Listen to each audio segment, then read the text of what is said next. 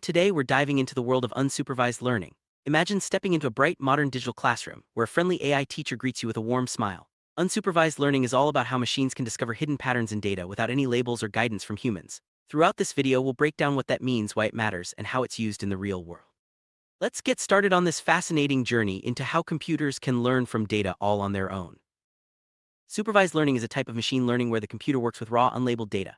Unlike supervised learning, where every piece of data comes with an answer, here the algorithm is on its own. It explores the data, searching for patterns and structures that aren't obvious at first glance. Picture colorful dots floating randomly. These represent data points with no labels. Magic happens when the algorithm starts to group these dots into clusters, revealing hidden connection. In short, no labels but lots of discovery. One of the main types of unsupervised learning is clustering. This technique groups similar data points together based on their features. Imagine you have a bunch of shoppers, but you don't know anything about their buying habits. Clustering helps you automatically sort them into groups, like budget buyers, premium buyers, and frequent buyers, without needing to label them first. In the animation, you'll see data points forming three clear groups, with circles highlighting each cluster. This is how businesses can understand their customers better, just by letting the data speak for itself. Let's look at a real-world example: customer segmentation.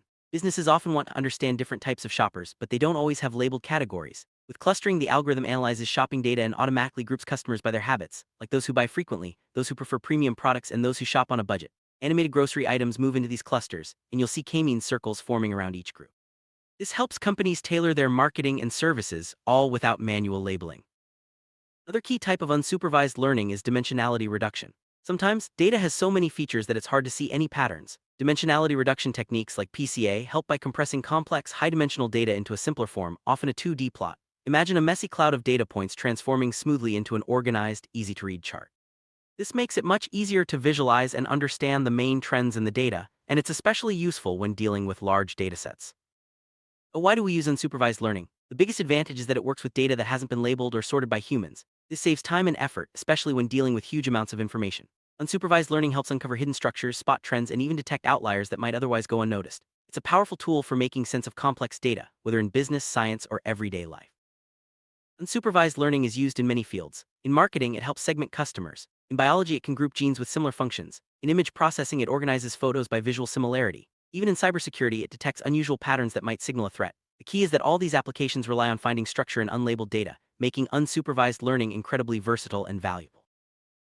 Let's recap what we've learned. Unsupervised learning lets machines find patterns in data without any labels. Clustering and dimensionality reduction are two main techniques, helping us group data and simplify complex information. This approach is widely used across industries to make sense of large, messy datasets. By letting algorithms explore data on their own, we unlock new insights and possibilities.